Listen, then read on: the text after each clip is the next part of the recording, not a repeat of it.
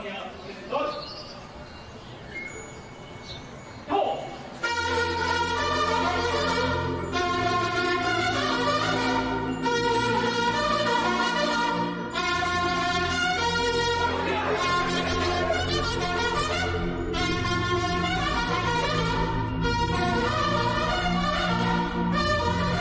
buenos días. Vamos a informar, como todos los martes, sobre la situación de salud. Es importante seguir informando, orientando sobre la pandemia, que tengamos todos conocimiento, y también sobre el abasto de medicamentos. Esto nos ha costado bastante, no es un asunto nada más de dinero, es que había un monopolio que acaparaba todas las compras, ventas en el sector salud, y lo enfrentamos y están molestos, pero se acabó la corrupción. Habían 10 distribuidoras que le vendían al gobierno alrededor de 100.000 millones de pesos y 3 concentraban la mitad, 50.000 millones de pesos al año, y ni siquiera eran farmacéuticas, pero tenían muchas influencias, muchos apoyos políticos y en los medios de información. Por eso toda la campaña en contra. Lo que no veían antes, pues ahora lo están advirtiendo, el que faltan medicamentos en los hospitales, y estamos haciendo todo un esfuerzo enfrentando a esta mafia para que no falten las medicinas y se cumpla lo que se estableció en el artículo 4 de la Constitución, el derecho a la salud, y que la atención médica y los medicamentos sean gratuitos. Ya no solo algunos medicamentos, no es el cuadro básico, sino todos los medicamentos gratuitos, porque es un derecho que tenemos, el derecho a la salud. Entonces, sobre eso estamos. Va a informar el doctor Jorge Alcocer sobre esto. Luego, el doctor Hugo López-Gatell sobre la pandemia, sobre el abasto de vacunas, Marcelo Ebrard, y el general Luis Crescencio Sandoval nos va a informar sobre la logística de distribución de las vacunas, cómo se están enviando hasta los lugares más apartados de nuestro país para que no falten las vacunas y podamos seguir vacunando y cumplir con el compromiso de que en octubre estén vacunados todos los mexicanos mayores de 18 años, aún con una dosis. Y ya en noviembre, diciembre, posiblemente terminemos completo. Y esto nos va a permitir que antes de los fríos, antes del invierno, ya tengamos protegida a la mayor parte de nuestra población. Porque para enfrentar la pandemia, lo mejor es la vacuna. Si se está vacunado, hay protección. Esa es una enseñanza mayor. El que si nos vacunamos, y hoy va a hablar de eso el doctor Hugo López-Gatell, tenemos más protección. Desgraciadamente, los hospitalizados, muy lamentablemente, muy tristemente, los que pierden la vida, la mayoría no fueron vacunados. Entonces, por eso necesitamos seguir con la vacuna, y el que se demoró o lo pensó, que ya no lo siga pensando. Hay vacunas suficientes. Estamos vacunando en promedio a 700,000 personas diarias. Promedio. Hay días de más de 1 millón de personas diarias. Entonces, vamos a escuchar al doctor Alcocer. Con su permiso, señor presidente. Muy buenos días. Tengan todas y todos ustedes. Como ya mencionó el señor presidente, hoy seguimos en la actualización del tema de los medicamentos adquiridos por el sector salud para la población mexicana. Les hemos notificado sobre los medicamentos oncológicos en particular y los diferentes tipos por especialidad médica. En la primera lámina, si son tan amables, por favor, les recuerdo que la demanda del sector salud incluyó 1,840 claves y se han recibido hasta ayer 54.5 millones de piezas de esta compra. Y como ya se mencionó, no solo a unos cuantos proveedores, sino incluye a 335 proveedores que participaron. En la siguiente tabla se presentan las órdenes de suministro de insumos médicos para cada una de las instituciones, como ya lo presentamos hace unas semanas. Y como pueden ver también, el 9 de agosto, hace unas semanas, se habían recibido 265.632.799 piezas, y hasta ayer se agregaron 29.273.110 piezas más en respuesta a 6.062 órdenes de suministro generadas en esta semana. En la parte de la derecha, en la tabla de la derecha, se muestra como fecha máxima de entrega el 27 de agosto, por eso tiene 2 colores, en que se estima llegarán otros 16.505.000 piezas. Quisiera yo señalarles, en forma breve, que nuestro trabajo que hemos mencionado desde hace semanas de optimización médica consiste muy simplemente en la planeación de la compra que deciden los especialistas de la medicina y no lo que quieren los proveedores. Eso es esencial. Así se integran diferentes grupos de trabajo, algunos los llaman expertos, yo todavía no lo familiarizo, con los mejores especialistas de cada institución de las enfermedades que ustedes conocen ya, que más padecemos los habitantes de nuestro país. Ellos, estos especialistas, son los que revisan los últimos avances y, como podemos ver en la imagen siguiente, los últimos avances de la ciencia médica en el mundo. La siguiente, por favor. Y acuerdan cuál es el mejor tratamiento disponible en función del impacto en la salud del individuo. Les voy a ejemplificar muy rápidamente. En la primera tabla ven del lado izquierdo 12 de los grupos de especialistas de los 22 que les he presentado, que en estas semanas se han reunido esos especialistas en forma, pues algunos casi sin dormir, para decidir qué claves se eliminan en este proceso, cuáles son las que ya no van a formar parte de la próxima compra consolidada, cuáles se agregarán y aquellas sin clave que van a integrarse al compendio nacional. Pueden ver, si siguen la primera línea, por ejemplificarlo, la de los cardiológicos incluye 8 eliminadas y 36 nuevas agregadas. Algunas de estas, enfatizo, para poder actualizar lo que se emplea en emergencias del corazón, en el infarto y en la hipertensión. También en la segunda para abajo podemos ver lo relativo a los metabólicos, que incluye la diabetes y así sucesivamente. En la última lámina, en un resumen, se puede ver que la optimización que les he mencionado, que abarca los 3 niveles de atención, no solo los del tercer nivel que se consideraban casi únicos en otros años. La calidad de los medicamentos, por lo tanto, son iguales en todos los centros de salud, hospitales regionales y de especialidades. Y podemos ver en esto que las claves eliminadas en el primer y segundo nivel han sido de 30 y del tercer nivel de 196, agregadas con clave que ya tenían en el compendio nacional 227 y en el tercer nivel 55, y claves agregadas sin clave en el compendio y que las vamos en los días siguientes a incorporar, suman en total 216. Es decir, en estos ejemplos les hemos presentado que más de 500 claves están agregadas, son nuevas y se han eliminado una mitad, 226. Esta información la quería compartir con ustedes y muchas gracias. Permiso, presidente. Secretarios, muy buenos días. Muy buenos días tengan todas y todos ustedes. Vamos a compartir efectivamente información de cómo vamos avanzando con la vacunación, de los impactos positivos que ha tenido y, como hemos hecho en semanas recientes, hay múltiples elementos de información, múltiples indicadores que muestran esta reducción de la intensidad epidémica. Primero, en reducir la mortalidad, que fue el objetivo fundamental del plan de vacunación. Segundo, en reducir la hospitalización y las formas graves. Tercero, protegiendo a la población más vulnerable a tener estas complicaciones. Esto lo hemos ido mostrando en todas las semanas recientes. Y vamos a mostrar también los impactos que tiene la vacunación en ir logrando una estabilización de la propia epidemia. Ya vemos signos preliminares ahorita en cerca de la mitad de las entidades federativas de un cambio en la velocidad de ocurrencia de nuevos casos. En algunas situaciones, el ejemplo más claro en este momento es Sinaloa, tenemos ya acumuladas 3 semanas de reducción de la epidemia. De modo que a nivel nacional ya empieza a verse semanas, esta es la segunda semana consecutiva, que abrimos la semana de información con una reducción de casos comparado con la semana inmediata previa. Cuando ya esta tendencia se establezca, lo cual seguramente ocurrirá dentro de los siguientes 15 días, estaremos viendo ya el declive de la tercera ola, seguramente rumbo a la estabilización. Y la vacunación es lo que se le puede atribuir la contribución más importante a esto, pero recordamos la importancia de que las personas también se sigan cuidando. Respecto a reconversión hospitalaria, mantenemos el ritmo. En todo momento hemos tenido capacidades hospitalarias que van de un mínimo de 20% de reserva hospitalaria y en algunos casos tenemos reservas hospitalarias superiores al 80%. Esto es decir, lo que ya se reconvirtió nos ha permitido mantener la capacidad de atender y donde ha habido incrementos hemos actuado oportunamente para expandir la capacidad hospitalaria. Tal es el caso de Colima, en donde fundamentalmente con las instituciones federales, el IMSS, el ISSSTE, hemos estado también con la colaboración de las Fuerzas Armadas, tanto Secretaría de Defensa como de Marina y con el financiamiento a través del INSABI, hemos logrado rescatar a la entidad federativa su capacidad de atender siempre por arriba de lo que se necesita. Vemos que tenemos la siguiente, por favor, la siguiente. Ya de vacunación tenemos 525,000 dosis que aplicamos ayer. Generalmente tenemos este ciclo semanal. Empezamos la vacunación los lunes con cada grupo de embarques. Llegamos generalmente al máximo de vacunación diaria los miércoles o los jueves, generalmente arriba del 1,000,000 de dosis, como ya decía el presidente, con un promedio arriba de 750,000 dosis. Somos, de hecho, como lo mostraré, gracias a una compilación que amablemente me comparte el canciller Marcelo Ebrard, somos en este momento uno de los países de América Latina que tiene el mayor número promedio de inmunizaciones diarias. Superamos, por ejemplo, a Estados Unidos en este momento. Tenemos 78 millones de dosis que ya se han aplicado en forma acumulativa y esto equivale a haber vacunado en la siguiente a 54,9 millones de personas. Más de la mitad de ellas tienen esquema completo y los esquemas recientes son de los grupos poblacionales más jóvenes.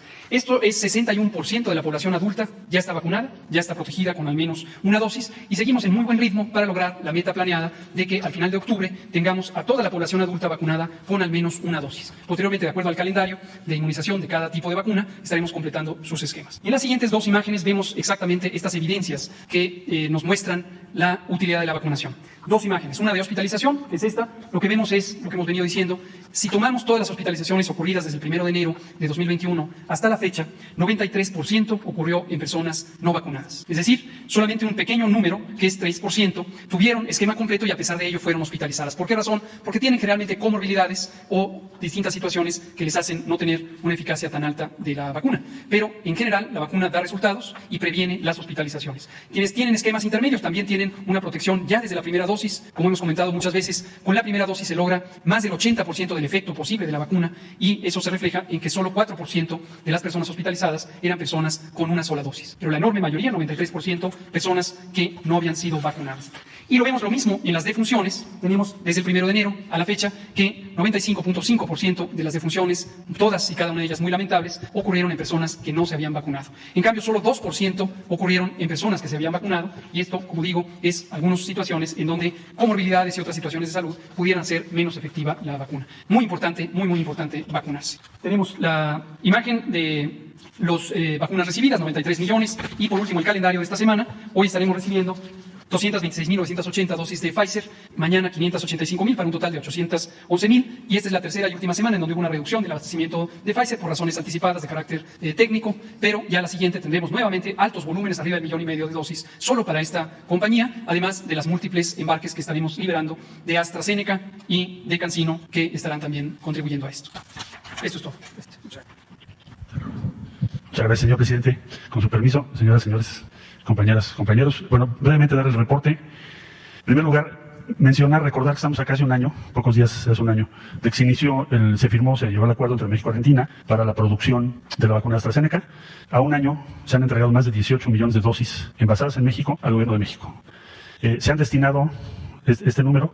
Esto más o menos equivale al total de la población del Estado de México o de entidades como Jalisco y Veracruz juntas, si lo queremos mencionar. Se ha donado 1 millón por parte de México, América Latina y el Caribe, y se hizo un intercambio de 800.000 con Argentina, que después vamos a recuperar. La siguiente, por favor. Esto significa que el 24% de las vacunas que se han administrado en México se han envasado en territorio nacional. Este porcentaje va a ir creciendo, y en verde está lo que hemos traído de fuera, y en este color está lo que se está produciendo en nuestro país. Entonces ese 24% va a ir creciendo para... De todas maneras traemos insumos, por supuesto, la sustancia activa, pero se envasa y se finaliza en nuestro país. La siguiente, por favor. Informarles que la vacuna Moderna, cuya tecnología es ARN mensajero, similar a la de Pfizer, se requieren 2 dosis. Los estudios demostraron un 93% de efectividad. También es eficaz contra la variante Delta. Ya está autorizada para su uso de emergencia en más de 50 países. El 16 de agosto recibió opinión favorable por parte de COFEPRIS, con lo cual ya estaría autorizada en nuestro país. Y nos ha confirmado la vicepresidenta de los Estados Unidos hace unos días, y ayer con las autoridades correspondientes de Estados Unidos, que van a hacer 2 envíos por un total de 3,5 millones de esta vacuna. Es la 7ª vacuna en el portafolio mexicano, es uno de los más amplios del mundo, y también nos va a posibilitar que más allá de esta donación podamos en su momento optar por mayores cantidades de esta vacuna si fuera necesario. Se va a trasladar a Estados Unidos al aeropuerto de Toluca, y ya estamos trabajando con las 2 corporaciones o instituciones que van a participar, que es Direct Relief y FedEx. La siguiente, por favor. Simplemente con eso termino. Que pido al presidente que se los actualizara. Confirmar que el diálogo económico de alto nivel que el presidente convino con el presidente Biden y la vicepresidenta Harris va a tener lugar el día 9 de septiembre en Washington. Las secretarías estamos participando, por supuesto, Hacienda y Crédito Público, Economía, Relaciones Exteriores, y habrá otras instancias que se van a ir sumando. Y los principales temas de la agenda son relocalización de las cadenas de suministro hacia nuestro país, mecanismos de coordinación en situaciones de emergencia como la que estamos viviendo, por ejemplo, cómo aumentamos la producción de vacunas Pfizer o Moderna u otras, Novavax, otras, cooperación internacional para el desarrollo en el sur de México y Centroamérica, que es una alta prioridad para el presidente de México, y que podamos avanzar en la infraestructura fronteriza, sobre todo una vez que se dio a conocer el paquete de infraestructura de los Estados Unidos, que va a ser, como ustedes saben, sin precedentes en cuanto al volumen de recursos que van a destinar para esto. Entonces tenemos que tener una visión común en la zona fronteriza, que ya es la más importante del mundo hoy en día en términos económicos. Yo sería, señor presidente. Con su permiso, señor presidente, vamos a dar los datos del informe de distribución de vacunas Pfizer y Sinovac. Se reorganizaron, se notificaron en lo que es Birmex e INCAN las vacunas para ser distribuidas por vía aérea y vía terrestre a los diferentes estados. La cantidad es 5.740.810 vacunas que se distribuyeron el jueves 12 de agosto y el sábado 14 de agosto por vía aérea. Fue un total de 1.232.100 vacunas. Se organizaron 2 rutas aéreas con aeronaves de la Fuerza Aérea. La ruta número 1 cubrió los estados de Jalisco, Aguascalientes, Durango, Chihuahua, Tamaulipas. La ruta número 2, Chiapas y Yucatán. El día sábado se organizaron 2 rutas para cubrir 5 estados. La ruta número 1, Chihuahua y Sonora. La ruta número 2, Chiapas, Campeche y Yucatán. En vía terrestre fueron 4.508.710 vacunas. El día jueves 12 acudieron a las instalaciones del INCAN 5 entidades federativas a recoger sus vacunas, que fue Ciudad de México, Estado de México, Michoacán, Tlaxcala y Puebla. Y el viernes acudieron a Birmex 7 estados, el viernes 13, que fueron Ciudad de México, Estado de México, Hidalgo, Tlaxcala, Puebla, Morelos y Querétaro.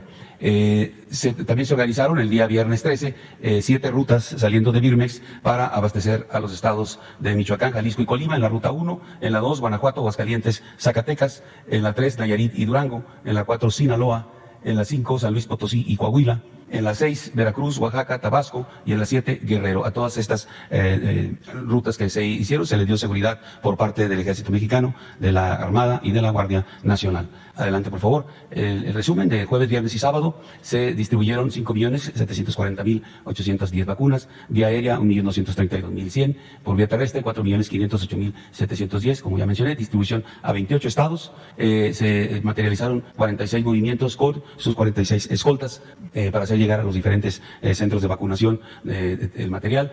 Se hicieron 11 vuelos con 18 horas con 30 minutos de vuelo de las aeronaves de la Fuerza Aérea. El total empleado, quedó aquí encimada la lámina, pero son más de 1,000 hombres que se utilizaron para poder hacer llegar las vacunas a todos los centros. Es todo, señor presidente.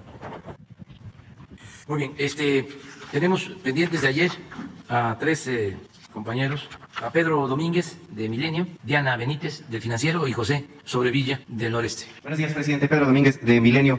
Estaba prevista para mañana la liberación y deportación a México del líder del cártel de Tijuana, Eduardo Arellano Félix, de una prisión de Estados Unidos. Sin embargo, su estatus cambió ayer y ahora se desconoce la fecha de esta posible liberación. Preguntarle, presidente, qué información se tiene al respecto, y en caso de que se diera la liberación que parecía inminente, preguntar si México tiene o está en busca de argumentos o elementos para detener a Eduardo Arellano Félix en caso de que fuera deportado a México, presidente.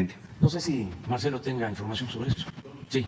¿Tienes otra pregunta mientras? Ayer se dio a conocer que la UNICEF dio el respaldo o está respaldando este regreso a clases presenciales que está proponiendo su gobierno, presidente. Está pidiendo la UNICEF también más datos justamente para apoyar este regreso a las clases presenciales. ¿Ya hay un acercamiento del gobierno federal con este organismo para planear o para respaldar este regreso a las aulas? Seguramente, porque se está pidiendo el apoyo, la colaboración de todos: madres, padres de familia, maestras, maestros, presidentes municipales, gobernadores, la gobernadora de Sonora, la jefa de gobierno de la Ciudad de México, y también de organismos privados, nacionales, organismos internacionales que tienen que ver con la educación. Pues todos estamos haciendo un esfuerzo para que se regrese a clases. A finales de este mes se está avanzando en los protocolos sanitarios y también en el arreglo de las escuelas. Nos están ayudando padres de familia, autoridades. Se está aplicando un presupuesto especial del programa La Escuela es Nuestra para arreglar las escuelas, sobre todo que tengan agua. Hay necesidad de muchas cosas, pero lo fundamental es el agua. Y ayer evaluamos, le agradecemos mucho también al sindicato de maestros que están ayudando. Ya inició el proceso de preparación que tiene que ver con reuniones de maestras, de maestros. Hay desde luego resistencias, pero es normal, es un poco lo que sucedía con la vacuna.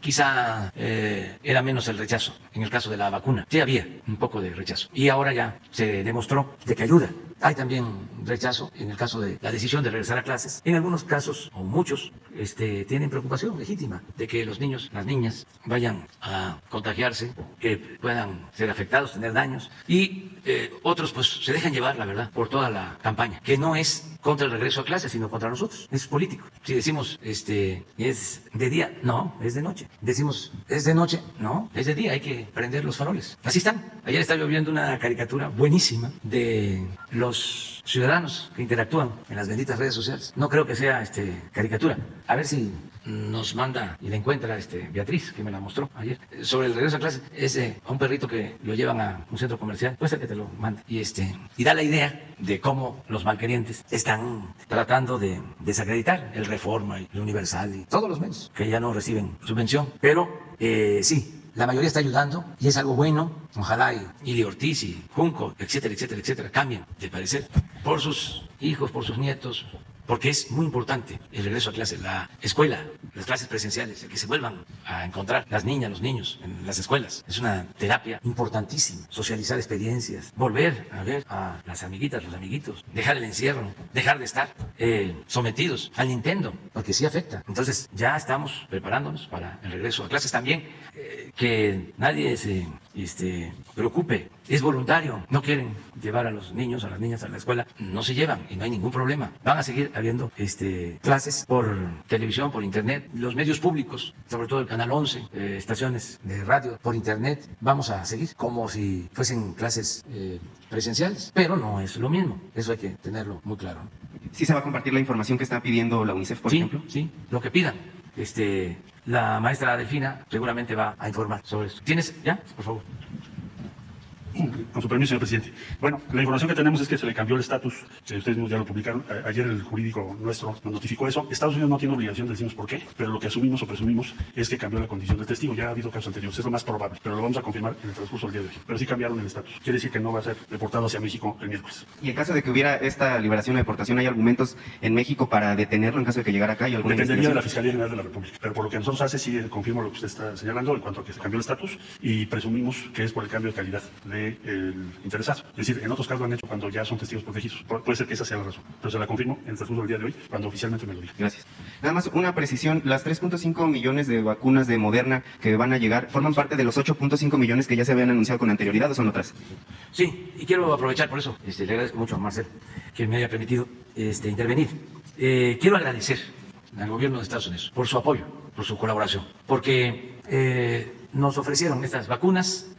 Son 8.500.000 dosis, 3.500.000 dosis de Moderna y 5 millones de AstraZeneca. Y son un donativo. Y esto es importante destacarlo y expresar nuestro agradecimiento al presidente Biden. Llevamos una muy buena relación, no somos vecinos distantes, somos vecinos cercanos y hay solidaridad y cooperación para el desarrollo. Tenía que hacer este pronunciamiento de agradecimiento al gobierno de Estados Unidos sobre este donativo de 8.500.000 dosis. No sé si ahora quieras agregar algo. ¿Sí? Gracias. De acuerdo.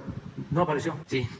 Es que a veces se está viendo, ¿no?, en las redes y es difícil, ¿no?, encontrarlo de nuevo. Pero sí, a lo mejor alguien nos ayuda a encontrar. Es como un perrito muy elegante que va a un centro comercial contento y luego va a la escuela y luego ya saliendo de la escuela ya sale enojado. Pero está muy ingenioso y eso tiene que ver con la gente, de las polémicas. Qué importante lo de las redes, cómo se interactúa. La verdad que es una auténtica comunicación, porque son mensajes de ida y vuelta. Esa es la comunicación. Antes todo iba nada más en un sentido, o sea, descargaban información y no había cómo replicar o interactuar. Entonces, este medio, este instrumento ha ayudado muchísimo. Es un gran invento. Ayuda mucho en la toma de conciencia para tener una sociedad mejor, independientemente de que se invada de notas falsas, robots, manipulación, insultos. Pero el medio es extraordinario. Y poco a poco también la gente va aprendiendo a hacer a un lado, a cribar lo que vale la pena, ¿no? Y lo que no tiene valor, no hay argumentos, solo insultos. Pero sí es muy importante. Ojalá y se continúe el debate siempre, ¿no?, en todos sentidos, que todos podamos ejercer nuestro derecho a disentir. Muy bien, entonces vamos con Diana. Buenos días, presidente, secretarios, subsecretarios. Siguiendo con el tema de regreso a clases presenciales, como parte de estas resistencias que ya menciona, ayer la CENTE pues afirma que no hay condiciones para regresar de forma presencial en la tercera ola. Parte de lo que argumentan es que falta la vacunación de menores mayores de 12 años. Incluso iniciaron la aplicación de una encuesta entre padres de familia para ver si están de acuerdo con este regreso. Preguntarle si habrá diálogo del gobierno federal con la CENTE para hacer labor convencimiento de que se sumen. Y por otro lado, también ha generado mucha polémica esta carta responsiva que estableció la SEP como parte del decálogo. ¿El gobierno estaría dispuesto a retirar la obligatoriedad de firmar esta carta? Bueno, mira, se dialoga con todos, con la CENTE, lo está haciendo la secretaria de Educación, se está abierto a escuchar a todos y, repito, no es obligatorio, es voluntario. Si hay maestros que no quieren dar clases porque tienen preocupaciones, pues no hay problema. Nosotros sostenemos que si estamos a favor de la educación y si nos importa la educación, debemos de demostrar con hechos, porque si no, todo el discurso se vuelve demagogia. Es decir, nos importa la educación y más la educación pública, pero en los hechos buscamos excusas, pretextos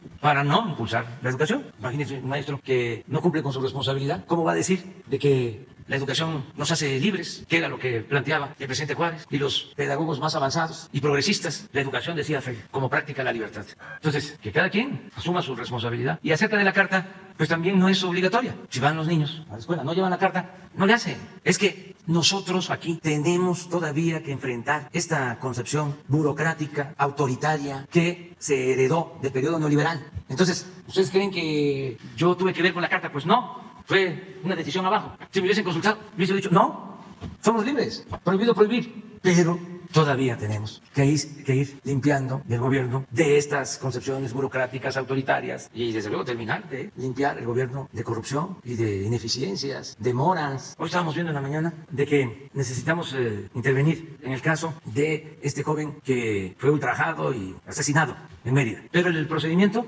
es que ahora la Fiscalía del Estado apele a la resolución del juez y luego el juez puede sostener su resolución o revocarla. Pero si la sostiene, entonces la Fiscalía se va a otra instancia. ¿Cuánto tiempo llevaría ese proceso? Sí, una de las limitaciones, una de las deficiencias, entre otras, de la impartición de justicia en el país, es de que no hay justicia pronta y expedita. Tan es así que hay quienes llevan más de 10 años en la cárcel sin sentencia. Entonces, hoy le planteamos a la Secretaria de Gobernación que busque otras vías, que si no interviene la Comisión de Derechos Humanos, nosotros tenemos la obligación de intervenir y pedir a la Fiscalía General de la República que abra una investigación y se finquen responsabilidades a las autoridades, no solo a los policías, sino quienes están ahí protegiendo o queriendo evadir su responsabilidad. Pero es un ejemplo de lo que enfrentamos todos los días. Por eso de que recibimos un elefante echado y que había que ponerlo de pie, un elefante echado, reumático, mañoso, que había que pararlo para que empezara a caminar y empujarlo, pues es eso todos los días, a empujar el elefante. Y lo bueno es que me ayudan muchos servidores públicos que tienen esa vocación de servicio, que no son, no hay, te falta el acta de nacimiento certificada, los recibos de la luz, tu residencia, etcétera, etcétera. En el caso de Mérida, lo que está alegando el juez es que en la acusación no se especifica supuestamente qué policía fue. Imagínense que por un tecnicismo legal se haga a un lado la justicia. Entonces, sí, vamos a seguir avanzando para que todo se simplifique. Somos mayores de edad, no necesitamos tutela y siempre prevalece un afán autoritario. En el caso de la pandemia, desde el principio dijimos, vamos a cuidarnos. Nada de toques de queda, como en otras partes.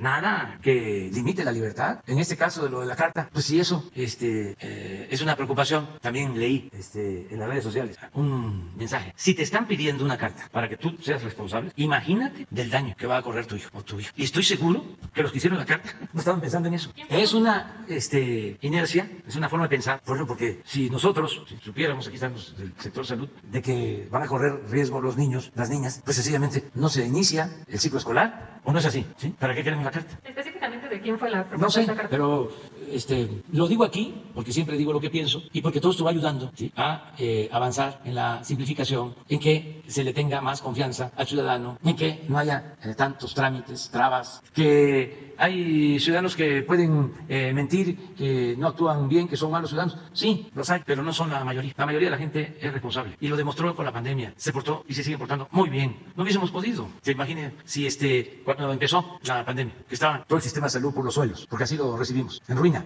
Si la gente no se guarda, producimos el llamado y decimos, hay que cuidarnos y la sana distancia, y se nos vienen contagios más allá de los que enfrentamos, y no nos daba tiempo de tener las camas y los ventiladores y los médicos, capacitarlos, y enfermeras, y convencerlos y comprometerlos. Afortunadamente se han portado de lo mejor. Imagínense si los médicos hubiesen actuado, las enfermeras, de manera mezquina y hubiesen parado. Yo no voy a trabajar porque no tengo las mascarillas, no tengo el equipo, necesito que me paguen más, no quiero correr riesgos. Pues entonces no hubiésemos podido. ¿Pero qué sucedió? La gente nos ayudó, se cuidó la gente, entonces aumentaron los contagios, pero cuando ya se tenía más afectación, ya teníamos las camas y no nos rebasó la pandemia. No se quedó nadie sin una cama, sin atención, sin médico, sin medicamento, como ahora no se están quedando sin vacunas. Y eso la gente, con el apoyo de los ciudadanos. Entonces, que un burócrata, mujer o hombre, va desde una oficina a enviar un documento. A veces es hasta producto del ocio, que no tienen que hacer. Están inventando cosas. No, hay que liberarnos todos. Entonces, a tu pregunta, no es obligatorio que lleven a los niños a la escuela. Se van a cuidar a los niños y tenemos que correr riesgos en la vida, todos corremos riesgos. Imagínense si no salimos porque nos podemos enfermar, un mal aire nos afecta, nos da gripa, pulmonía, pues mejor no salimos, ahí estamos encerrados. No vamos a salir y enfrentar la realidad y confiar en que nos va a ir bien, porque la suerte también juega en eso. Y finalmente, presidente, pues estamos ya casi a un mes del 15 de septiembre. ¿Cómo prevé el gobierno la ceremonia del grito? ¿Usted esperaría que esta vez sí sea con público, quizá de forma reducida, o qué planea? Lo estamos viendo. Nada más decir que grito, esta ceremonia, tiene una connotación muy especial, porque se están conmemorando 200 años de nuestra independencia, y el 15 inicia, es el grito de independencia, es el comienzo de un proceso que nos llevó pues 11 años, desde 1810 hasta el 27 de septiembre de 1821. Entonces es un proceso. Pero además, la etapa inicial de la independencia es algo único en el mundo. O sea, muy difícil encontrar un dirigente con tanto amor al pueblo como Miguel Hidalgo. Y también como José María Morelos y Pavón. Esos dos curas rebeldes fueron ejemplares. Le tenían un profundo amor al pueblo. Porque no luchaban nada más por la independencia política. Luchaban por la justicia. Proclamaron la abolición de la esclavitud. Querían que se moderara la indigencia y la opulencia. Que se distribuyera mejor la riqueza. Que se elevara el salario del peón. Que se educara al hijo del campesino, del barretero, igual que al hijo del más rico hacendado. Decía Morelos que haya tribunales que protejan al débil de los abusos que comete el fuerte. Fíjense, eso no se pudo cumplir, aunque se proclamó la independencia. Eso llevó más tiempo que se convirtiera en realidad. Pero qué visión de los dos, porque se proclama la independencia y la verdad es un acuerdo arriba. Las élites siguen dominando y oprimiendo y esclavizando al pueblo. Nada más que ya no se depende de España. Pero ya cuando se consuma la independencia, ya se olvidaron las proclamas de Hidalgo y de Morelos. El que encabeza el movimiento de consumación de la independencia es un antiguo general realista, Iturbide, que buscaba convertirse en rey. Esa es nuestra historia. Entonces, este 15 de septiembre va a ser memorable. No sé cómo vaya a ser la ceremonia, pero sí es muy importante, porque tiene que ver con la lucha por la justicia. Vamos con José Sobrevilla. Gracias, presidente. Buen día. José Sobrevilla, noreste.net, Jalapa y Noreste Diario, Poza Rica, Veracruz. En sus visitas a Veracruz, usted ha constatado el grave deterioro de las carreteras, tanto federales como estatales. Incluso usted mismo ha dicho que carecen de mantenimiento preventivo y correctivo y que algunas no solo tienen baches, sino que les faltan señalamientos, mantenimiento y que son prácticamente caminos de terracería. Un ejemplo de ello ha sido la carretera 180 en el tramo Nautla-Cardel que usted ya ha transitado. El trabajo de Ramón Álvarez Fontán, titular de Comunicaciones y Transportes de Veracruz, aunque ha sido bueno, se ha visto vulnerado por la reducción del 45% del presupuesto estatal. La pregunta es, señor presidente, ¿este año tiene el gobierno que usted representa programada alguna inversión para corregir estos problemas del sistema carretero veracruzano? Sí, mire, el presupuesto para el mantenimiento de las carreteras libres federales es de alrededor de 10,000 millones de pesos por año, desde que estamos. Y cuando llegamos, creo que el 35% de todas las carreteras federales estaban en mal estado. Y ahora hemos reducido esa cantidad en 15%. Podemos hoy darle los datos de inversión en el 19, en el 20, lo que se está ejerciendo de este año para mantenimiento y lo que vamos a seguir ejerciendo para que se conserven en buen estado los caminos federales. Y en el caso de Cardel ya se resolvió el problema que impedía conectar toda la nueva autopista que llevaba ya algún tiempo, y tengo entendido que ya están trabajando y pronto se va a tener desde cerca de Cardel hasta muy cerca de Tampico ya una carretera moderna. De todas maneras vamos a seguir dando mantenimiento a las carreteras federales. Y te puedo también informar de cuánto tiene Veracruz para mantenimiento de carreteras hoy mismo. Ok, se lo voy a agradecer, presidente. En 2013, para el Mañana de Nuevo Laredo, usted me dijo que si fuera corrupto ya lo habrían hecho polvo.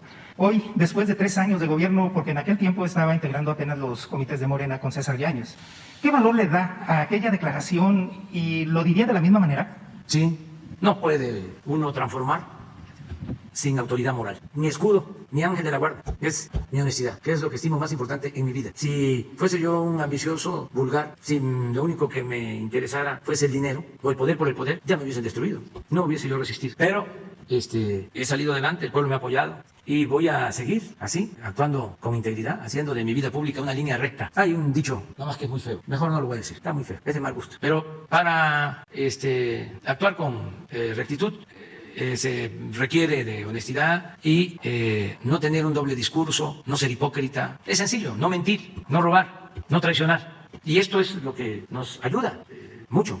Y esto también les enoja a los adversarios, incluso quienes fueron en un tiempo de izquierda y no resistieron y se corrompieron. Y esos me tienen un coraje. Ahora sí que, como diría el clásico, ¿y yo por qué? ¿Quién los manda? Cayeron en las tentaciones, no supieron mantener principios, ideales. Y el poder es una tentación. El poder, si no hay ideales, si no hay principios, atonta a los inteligentes y a los tontos los vuelve locos. Es terrible la ambición al dinero, a lo material. Es una enfermedad. Son capaces de cualquier cosa. Y eso no es parte de nuestra cultura. Nuestras grandes civilizaciones nos heredaron una forma de vida fincada en la honestidad. La mayor riqueza del pueblo de México es su honestidad. Es una gran reserva de valores en nuestro pueblo, culturales, morales, espirituales. Y viene de lejos, ¿eh? Por eso hemos resistido, por nuestras culturas. Por nuestras culturas hemos resistido todos los males. Las más grandes tragedias, calamidades, siempre México sale adelante. Los pueblos con cultura pueden enfrentar una desgracia, una calamidad, una tragedia, incluso un acto de destrucción, y se recuperan, se renuevan. Pueden quedar países destruidos. Si hay cultura, hay una regeneración. Fíjense lo que sucedió con el caso de los japoneses, la destrucción con la guerra, la bomba atómica, pero es un pueblo con cultura milenaria como el nuestro, y volvieron, un renacimiento. Entonces es muy importante mantener los valores y hacer a un lado toda esta corriente, ¿no? Surgida o alentada en los últimos tiempos, orientada al individualismo, al egoísmo, a triunfar sin escrúpulos morales. Hay que seguir insistiendo que solo siendo buenos podemos ser felices. El otro día un director de un periódico se burlaba, un director de Excelsior, lamentable porque cuando era joven era hasta un buen prospecto para ser un buen periodista. Estaba en Excelsior, en proceso con don Julio. Lo llevó Leñero a entrevistar a Graham Greene, gran escritor inglés de 2 novelas que les recomiendo mucho, que tienen que ver allá con mi tierra y con mi agua. El poder en el trópico, El poder y la gloria y Caminos sin ley. Un escritor espléndido, Graham. Pero ahora lo leo con un mensaje en Twitter diciendo que el modelo que propongo es que comamos frijol y tortilla y que usemos guaraches, burlándose. ¿Qué quiere entonces? Pues que el modelo sea el lujo, la extravagancia, el derroche, la inmoralidad. Es muy interesante el tema, el debate sobre esto. En fin, terminamos con los 3, la compañera, luego Sara, luego tú. ¿Mande? Gracias, buenos días. A ver, ¿por qué no le dejamos? ¿Lo Sí, permites? claro. Sí, nada más para. Laura Sepúlveda de la Voz de América. En materia internacional quisiera preguntarle si usted planea intervenir de alguna forma en las conversaciones de diálogo entre Estados Unidos y Venezuela, siendo que en las últimas horas Nicolás Maduro dijo que tendría la intención si se removieran estas sanciones. Pues eso lo puede explicar muy bien Marcelo Ebrard. Sobre el papel nuestro en estas conversaciones. Desde luego, nosotros estamos a favor del diálogo y de la solución pacífica de las controversias y nos gustaría que se llegara a acuerdos y que no se utilizara la fuerza por el bien del pueblo hermano de Venezuela. Señor presidente. Brevemente, le diría a usted que México siempre ha sostenido la posición de que debía promoverse un diálogo entre las partes que corresponde a las y los venezolanos determinar el futuro de su país, y México ha aceptado ser la sede de esos encuentros, de esos diálogos, pero México no es parte de los diálogos, ni aspira a serlo. Es un diálogo entre venezolanas y venezolanos. Y por lo que sabemos hasta esta fecha, ya terminó una primera fase de esos diálogos y después van a haber otros. Y México ha garantizado que continuará siendo un país respetuoso, solidario y neutral en esas conversaciones. Nuestro ánimo, nuestro objetivo estratégico, y aquí creo que hablamos por otros países de la comunidad latinoamericana y caribeña, es que ojalá haya una serie de acuerdos que permitan que Venezuela pueda continuar su camino sin sanciones y con plena reconocimiento de toda la comunidad internacional. Y ojalá que eso se logre. ¿Facilitarían ustedes el diálogo entre Estados Unidos y Venezuela entonces? No nos corresponde. El diálogo que está llevándose a cabo ahora es entre las partes, es decir, entre venezolanas y venezolanos. Lo que digo es que en un futuro, si esas conversaciones avanzan, pues ojalá se pueda lograr lo que es el objetivo de toda la comunidad latinoamericana y caribeña, que es que pueda continuar su desarrollo económico, social y de todo tipo Venezuela, sin sanciones y sin limitaciones para su desarrollo.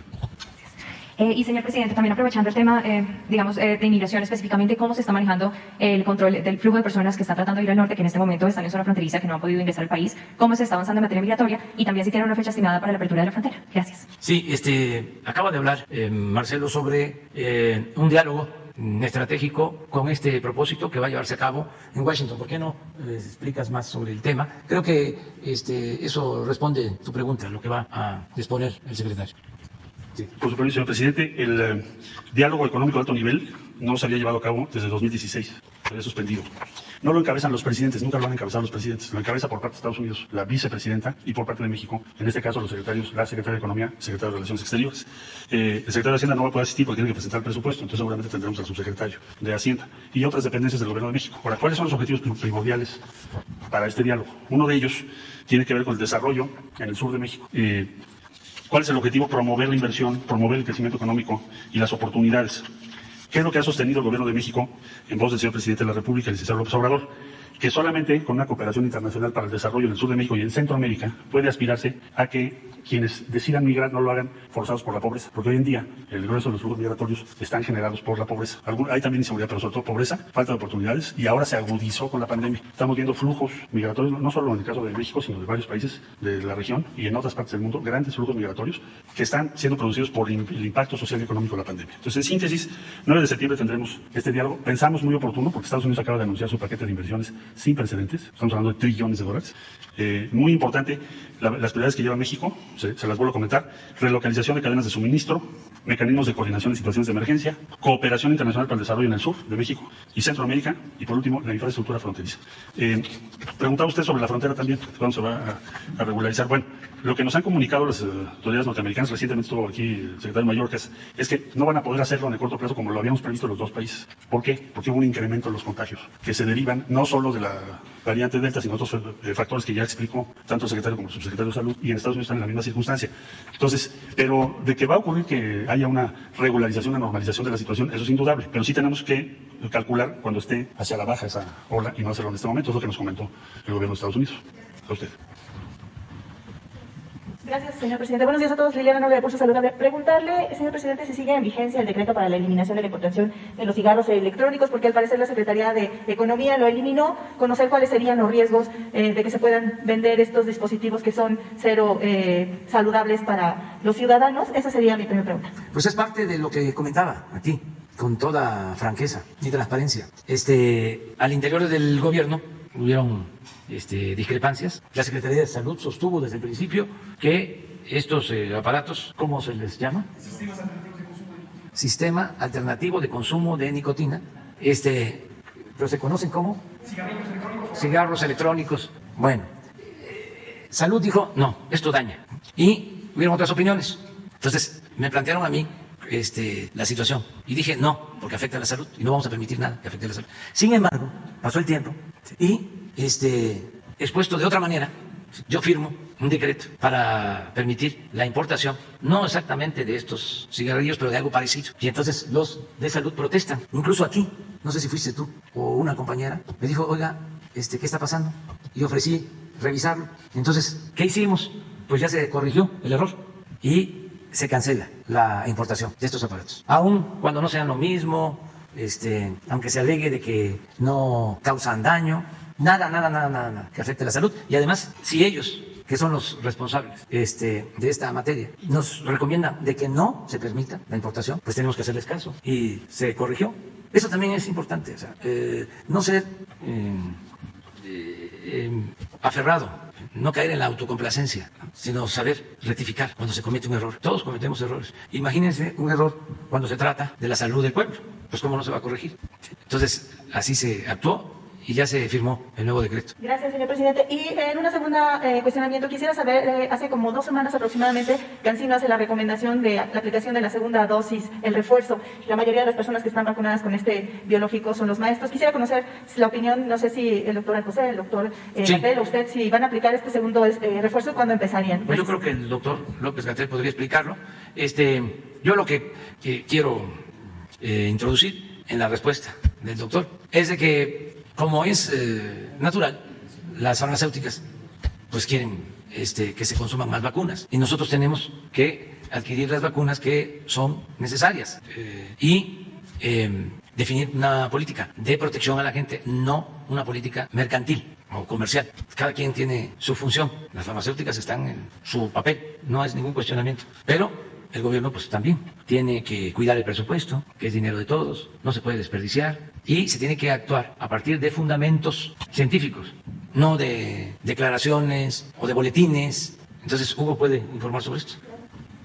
Gracias, presidente, con mucho gusto. Liliana Noble de Pulso Saludable, gracias por esta pregunta.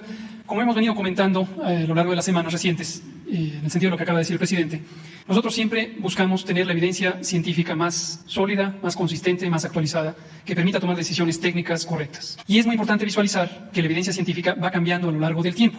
Esto lo digo de antemano, previo a la respuesta puntual a este asunto, porque a veces la narrativa pública, en los medios, en las redes sociales, se pierde de vista que las cosas van cambiando con el tiempo. Entonces, lo que diga uno hoy es 17 de agosto de 2021, podría ser diferente después, si es que hay evidencia sólida que cambie esa perspectiva. Hoy no existe evidencia científica publicada, robusta, consistente, que demuestre que ninguna de las vacunas contra COVID, contra el virus SARS-CoV-2, pierde su capacidad protectora contra los desenlaces que interesa evitar: la muerte, la hospitalización, la enfermedad grave u otras complicaciones. En algunos casos, algunas compañías farmacéuticas que producen vacunas han contribuido a que se elaboren algunas investigaciones sobre los anticuerpos, la concentración de anticuerpos en sangre. Referencia genérica para todo el pueblo: los anticuerpos son las sustancias que están en la sangre, que fabrican los glóbulos blancos y forman parte del mecanismo de defensa contra las infecciones. Sí se conoce que las infecciones naturales y también las vacunas tienen como propósito fundamental provocar que el cuerpo reaccione ante las sustancias que se ponen en las vacunas, que son distintas modalidades que simulan la infección natural, no son capaces, por supuesto, de causar infección, pero estimulan al sistema de defensas. Y uno de los indicadores para demostrar que produjeron su efecto es la concentración de anticuerpos en sangre. Ahora, tanto para las vacunas de cualquier tipo de vacuna como para las infecciones naturales, se conoce que ciertas semanas o meses después de la respuesta original, el sistema de defensas, el sistema inmune, pasa a un estado de relativa reposo, de estabilidad, de quietud, pero guarda memoria inmunológica. ¿Cómo la guarda? Se fabricaron, se multiplicaron una serie de células que se llaman precisamente así, células de memoria. Y ahí están listas para responder ante el reto de una exposición al agente infeccioso. Por lo tanto, la medida de anticuerpos en sangre, la concentración de anticuerpos, no necesariamente es una representación de toda la capacidad que tiene el sistema de defensas. Se ha observado en algunas de las vacunas que 6 o 8 meses después de aplicadas, los anticuerpos reducen con respecto a la cantidad máxima que se logró a las pocas semanas de la inyección. Pero insisto, eso no es una demostración de que han perdido su efecto. Es esperable que el sistema inmune pase a un estado de reposo. Ahora termino diciendo sobre las decisiones específicas, como ya comentaba el presidente, hasta hoy 17 de agosto de 2021, seguimos monitoreando y seguiremos monitoreando si apareciera evidencia científica clara, robusta, consistente, que mostrara que se redujera la potencia protectora de las vacunas, eso podría llevar a otra decisión. Pero hasta hoy eso no ha ocurrido. Y perdón, doctor, ¿cuál sería este elemento que les haría a ustedes definir que sería el momento de un refuerzo? Bueno, no solo en México, sino en el resto del mundo. ¿Qué tendría que ocurrir? Así es. En el resto del mundo se monitoriza esto. Esto lo hace, por ejemplo, el Grupo Asesor Estratégico de Inmunizaciones de la Organización Mundial de la Salud, por cierto, presidido por un mexicano, el doctor Alejandro Cravioto, quien también participa en nuestro grupo técnico asesor, y las distintas comunidades científicas o los gobiernos van presentando evidencia sobre la capacidad protectora en los desenlaces importantes. El riesgo de muerte, el riesgo de hospitalización, el riesgo de enfermedad grave. Si esa evidencia fuera consistente, fuera clara, estuviera robusta, podría hacer pensar que se requiriera una dosis de refuerzo, tercera para los esquemas de 2 dosis, segunda para los esquemas de 1 dosis, como la vacuna CanSino o la vacuna Johnson. Pero insisto, hasta este momento no hay ninguna evidencia ya compilada, ya depurada, que sea robusta, que convenza que se necesita esto. Y en cambio lo que sí vemos, y por eso lo hemos declarado aquí, es una gran cantidad de información que viene de las secciones de mercadotecnia de las casas farmacéuticas o de sus propios gerentes generales que hacen declaraciones que sugieren que se necesita eso como si fuera algo demostrado científicamente. Entonces causan una reacción en las personas. Muchos medios de comunicación en México y en otros países estimulan esta idea para inducir a que se crea que se necesita ya esta segunda dosis, por ejemplo, para la vacuna CanSino. En el caso de la vacuna CanSino, la propia representación comercial de la empresa en México, que es la responsable de haber solicitado y recibido la autorización de uso de emergencia a nombre de CanSino, indicó que presentaría un expediente técnico para solicitar un cambio en el registro sanitario sobre la segunda dosis. Hasta este momento no ha presentado ese expediente técnico y entonces, por lo tanto, no hay ni siquiera elementos de juicio en ese sentido. Y en cambio, los aspectos de publicidad de la casa comercial han promocionado que se necesita una segunda dosis. Entonces ahí vemos ese contraste de discursos y por lo tanto, como población, hay que tener cautela, hay que tener cuidado y buscar las fuentes confiables, las fuentes originales. Y finalmente, ¿qué tendrían ustedes que tomar en cuenta para, no sé si la Organización Mundial de la Salud tuviera que decidir que los pequeños de 12 a 18 ya tendrían que vacunarse y ustedes reforzarían esta idea y entonces iniciaría la vacunación en todo el mundo? Es semejante, gracias por mencionarlo, lo habíamos comentado hace unos pocos semanas, pero es el mismo fenómeno.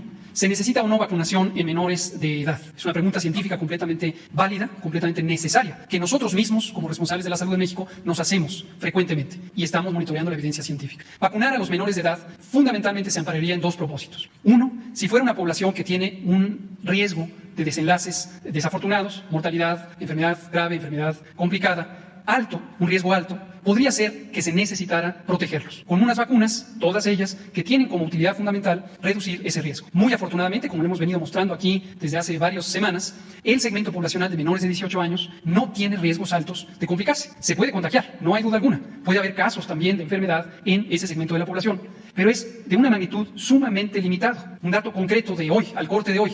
Menos de 1.6% de las personas que hoy están hospitalizadas por COVID en México, lo mismo aplica para el caso específico de la Ciudad de México, que hoy algún periódico sacaba en primera plana información sobre esto, menos del 1.6% son menores de 18 años. ¿Por qué razón? Porque en ese segmento de la población, y eso lo identificamos desde el inicio de la epidemia, afortunadamente no se presentan casos graves con una magnitud como se presentan en las personas adultas intermedias o adultas mayores. Y la segunda potencial utilidad de vacunar a menores de 18 años es la idea de que se eviten contagios a partir de estas personas, de las adolescentes y niños. Pero las vacunas, todas ellas, todas las que existen, no han demostrado tener una capacidad sustantiva para reducir el riesgo de contagio. Es decir, la persona vacunada puede seguir contagiando. Tiene menor riesgo de enfermar, menor riesgo de hospitalizarse, menor riesgo de morir, pero puede infectarse y puede transmitir a pesar de que tenga la vacuna. Entonces, esto, en el contexto de la reapertura de las escuelas, también se ha querido utilizar como un argumento de que solo si se vacuna a menores de edad se pueden abrir las escuelas. No tiene sentido esto, sentido científico, porque las vacunas, todas las existentes, no reducen la posibilidad de transmisión. Entonces, en este momento ese es el estado que guarda la evidencia científica. Insistimos, si apareciera un elemento científico sólido, convincente en sentido distinto,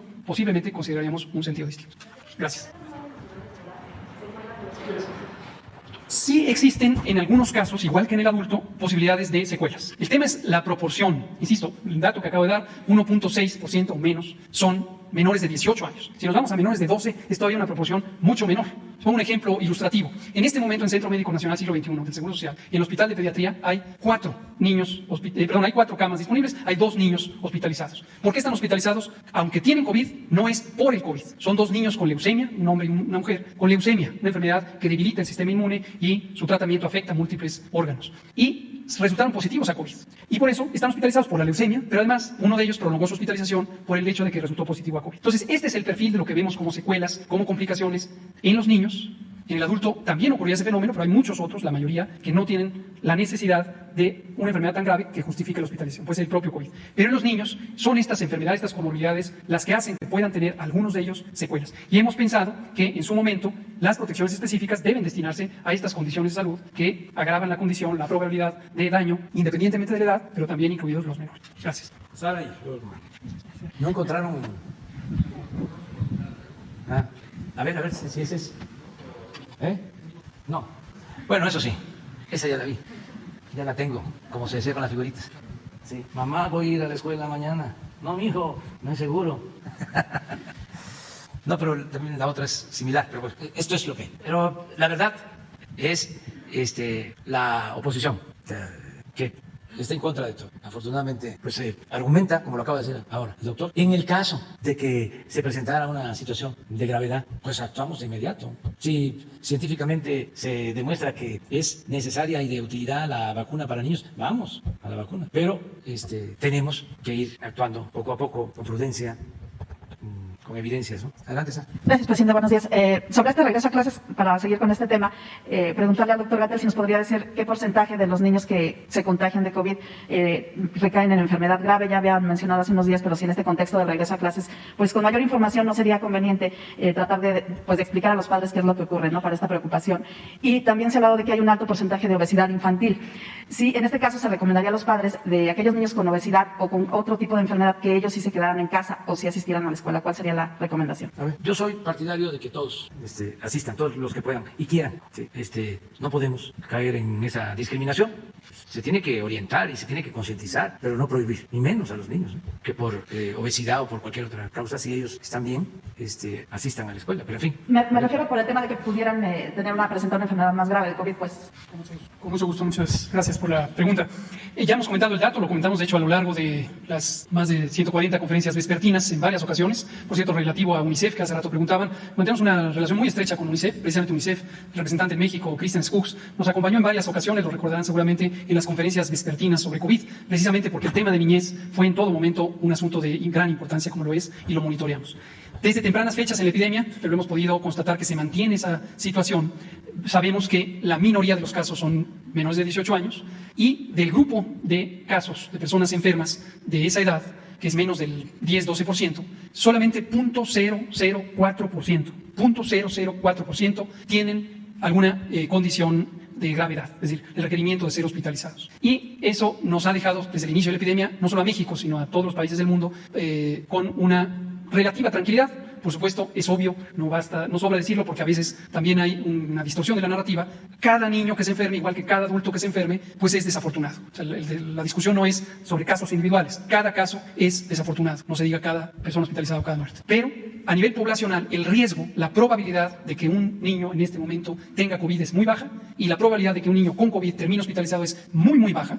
Y afortunadamente la probabilidad de que un niño con COVID hospitalizado pierda la vida es muy, muy, muy baja. En México efectivamente tenemos una epidemia desde hace muchos años de obesidad infantil y juvenil. Somos, de hecho, tristemente, indignantemente, el primer país con la más alta prevalencia de obesidad juvenil e infantil, cerca del 30%, de la tercera parte, 33%. Y la razón, aprovecho para decirla, aunque ya todos espero la conocemos, es la alimentación a base de productos industrializados, procesados y ultraprocesados, como las bebidas azucaradas que han envenenado a la población mexicana desde los años 80, también los adultos. Pero, afortunadamente, las personas menores de edad que tienen sobrepeso u obesidad no tienen una diferencia de riesgo tan grande como sí lo tienen las personas adultas con obesidad y sobrepeso. Entonces, en este caso, no estamos recomendando que sean tratados de manera particular respecto a la inclusión en las aulas, porque el riesgo de por sí es muy, muy bajo y estas personas con estos menores de edad con sobrepeso o obesidad no necesariamente tienen un incremento como sí ocurre en las personas adultas. Y es desde luego muy importante que se reintegren a las aulas. Gracias, presidente. Y preguntarle... Pero sí es muy bueno el tema. O sea, primero, para recomendar a todos, respetuosamente, no consumir productos chatarra con exceso de azúcares, de grasas. Ya sabemos a lo que nos referimos. A los jóvenes, a los adolescentes, que vean lo que hizo este futbolista Cristiano Ronaldo. Vamos a verlo, ¿no? A ver, todos los jóvenes que les gusta el fútbol y que tienen a Cristiano y a Messi como los mejores. Aunque no hay que olvidar nunca a Maradona, ¿eh? Pero miren, se sientan y le pusieron ahí unos refrescos. Y vámonos. ¡Vámonos! Eso, agua. Ya. Eso es lo que se tiene que hacer. Y los papás, todos tenemos que ayudar mucho. Y lo otro es el ejercicio. El ejercicio.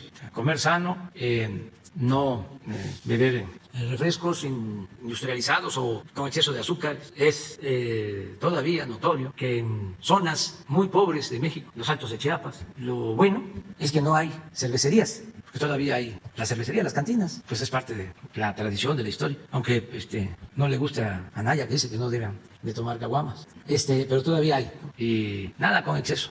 Todo con moderación. Bueno, en Chiapas no son cervecerías, son refresquerías. Imaginen cómo son las cantinas, las cervecerías, ¿no? Unas mesas y ahí sirven las caguamas y las cervezas. Bueno, en Chiapas, en los Altos, son mesas para tomar refrescos y el consumo es altísimo. Entonces, hay que resolver eso. Hasta en todos lados hay bebidas tradicionales. En el caso de Chiapas, el pozol, pinole, tascalate, bebidas muy sanas, nutritivas, que son muy energéticas. Un pozol, que es maíz con cacao, permite resistir una jornada en el campo, porque es un alimento fuerte, nutritivo, carbohidrato sano, y es agua, maíz y cacao. Y donde no hay cacao, es agua con maíz fresco, con masa, se bate una jícara. Y así, en la costa de Guerrero, el chilate, que es cacao con arroz, riquísimo. Y así muchas otras bebidas. En todos lados, las frutas, muchas frutas en México. Entonces, cuidar la alimentación y el ejercicio. Pero los jóvenes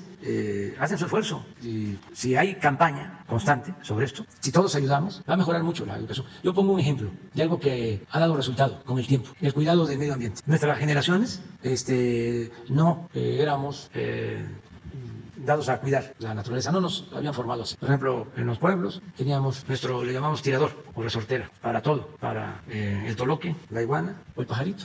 ¿Qué se comía en Semana Santa? En el trópico, todo tipo de quelonios, pochitoque, una tortuguita así. Solo no se comía una más grande que se llama mojina, porque esa llora, pero luego hay una más grande, icotea, que también.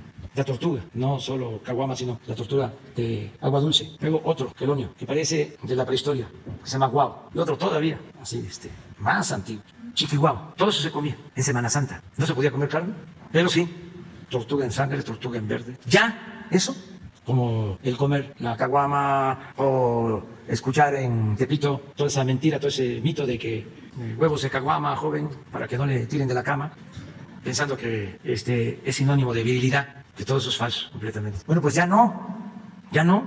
Eso correspondió a nuestra generación. Ahora nuestros hijos, no. Entonces, es lo mismo en la alimentación. Tengo fe de que van a ir cambiando hábitos y que cada vez nos vamos a cuidar más, a cuidar nuestro organismo. Son procesos. Y eso lo hablábamos ayer. Es fundamental para la atención a las enfermedades. Es medicina preventiva. Estas enfermedades de ahora no se padecían de la misma forma o tan intensamente hace 30 años.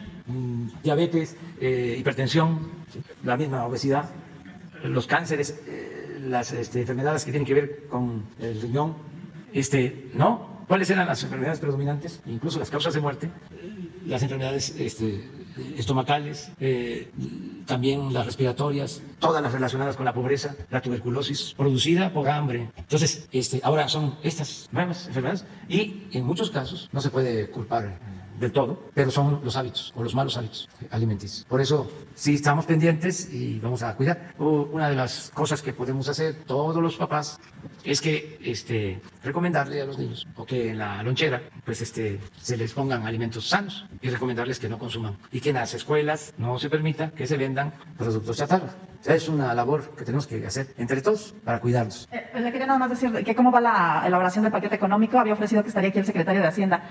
Si esto va a ser antes de que lo presente. Hoy tengo una reunión con ellos en la tarde, con ingresos, con presupuesto, con egresos y con el secretario de Hacienda, para ver cómo estamos, qué estamos estimando de ingresos. La verdad que vamos bien, estamos bien y de buenas en lo económico. Está creciendo la economía, ya tenemos los datos sobre inversión extranjera del semestre, que se incrementó con relación al mismo periodo del año pasado, y estamos en inversión extranjera por encima de lo que se ha captado de inversión extranjera en muchos años. Estamos arriba, es histórico. Y pues inversión es empleos, y empleos es bienestar, y bienestar es paz, es tranquilidad. Entonces vamos bien. De todas formas, hoy vamos a decidir sobre los lineamientos básicos para ley de ingreso, que adelanto, no van a haber aumentos de impuestos, ni van a haber gasolinazos, y presupuesto, las dos cosas. Ya les vamos a informar. ¿Y estaría aquí el secretario antes de que se presente al Congreso? Sí, si hace falta, sí. No sé si puedas hacerlo antes, a lo mejor sí.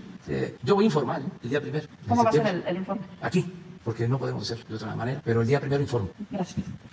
Buenos días, señor presidente. Buenos días, secretario, subsecretario de Bolívar Cedillo, de Tabasco Hoy, Campeche Hoy, Quintana Roo y Diario Basta en la Ciudad de México del Grupo Cantón.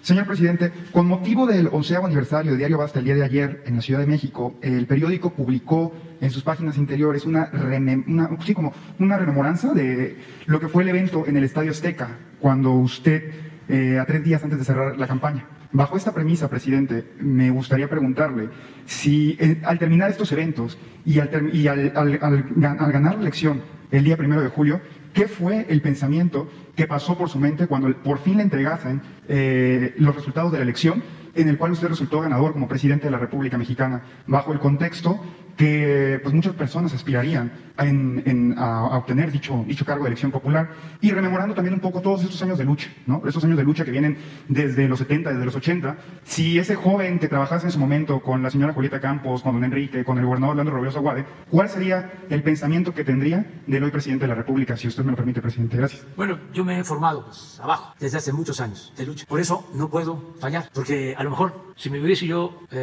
formado o viniera de la academia o del periodismo o del sector empresarial, del comercio, de cualquier otra actividad, pues tendría yo alguna justificación para fallarle al pueblo, para desviar mis convicciones. Pero me formé abajo, en la lucha, que a mí me enseñaron los indígenas chontales, los mayas chontales, a trabajar en favor de los pobres. Tenía yo 23 años, era yo un niño, ahora soy un adolescente mayor.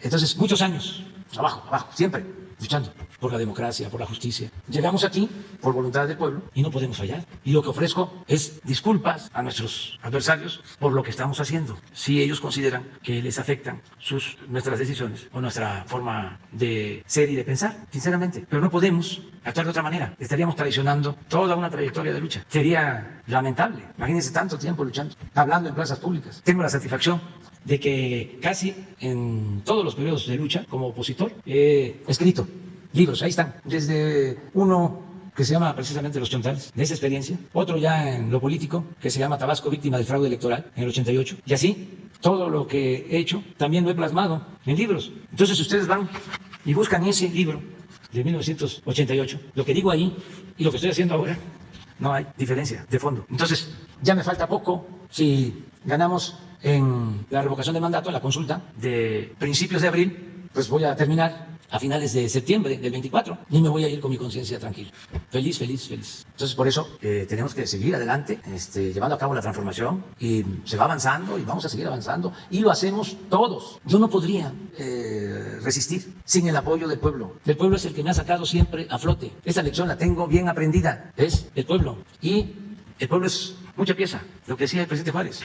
Con el pueblo todo, sin el pueblo nada. El error que cometen los políticos, sobre todo, ojalá y los jóvenes lo entiendan. Una lección básica es que la política significa atender al pueblo, servir al pueblo. Es hacer historia sirviendo al pueblo. No es como antes, relacionándonos, actuando con servilismo, sirviendo como achichincle de otros políticos, colándonos de manera oportunista, sin voltear a ver al pueblo, sin tenerle amor al pueblo.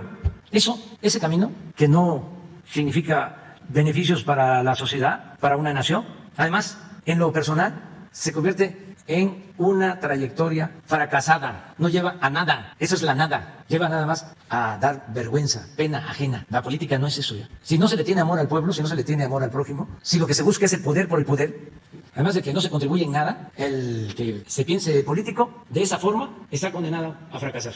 Ese pueblo es con la gente, no ignorar a la gente, no despreciar al pueblo, tenerle amor al pueblo. Ahora, si no se le tiene amor al pueblo, que no se decidan hacer política, que se dediquen a otra cosa. Hay muchísimas otras actividades, también actividades legales, legítimas, dignas, pero la política requiere de amor al pueblo, de tenerle amor al pueblo, de estar pensando siempre en el otro. ¿Consideraría usted que pasadas administraciones no practicaban esta premisa, presidente? No, sí, hay muchos servidores públicos que tienen esos principios, pero a veces se olvida y se piensa que la política pues es la búsqueda del poder por el poder, a costa de lo que sea. El poder solo tiene sentido y se convierte en virtud cuando se pone al servicio de los demás. Y no puede haber, esto es muy importante y también aleccionador y esencial, no puede haber poder sin pueblo.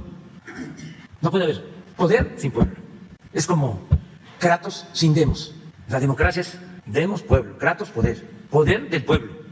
Yo espero que las nuevas generaciones se vayan formando y tengamos relevo generacional, porque uno de los daños, entre otros, que causó el neoliberalismo es que no se formaron cuadros para la administración pública, para la política, con dimensión social. Fue un periodo perdido. Nos cuesta trabajo conseguir cuadros honestos, responsables, con convicciones, dispuestos a poner por delante el interés del pueblo, el interés de la nación. Entonces, eso va a cambiar, como también en la República de las Letras, en la intelectualidad. Van a ver cuántos jóvenes van a ir surgiendo, que sigan ahí, pero que ya no sean mandones ni gurús. Krause y Aguilar Camín y todos esos monopolizaron todo lo que tenía que ver con las letras, con la academia, con las ciencias. Increíble. No solo ahora con la polémica sobre los 500 años de resistencia, arqueólogos alineados con Krause o con Aguilar, defendiendo la versión de los vencedores, a capa y espada, antropólogos, sociólogos, historiadores, pero también científicos. Una prueba del grado de decadencia en que llevó el modelo neoliberal, artistas, cineastas. Entonces tiene que darse una renovación y se está dando con la juventud. Esta fue una conferencia muy larga. Bueno, ahí nos vemos.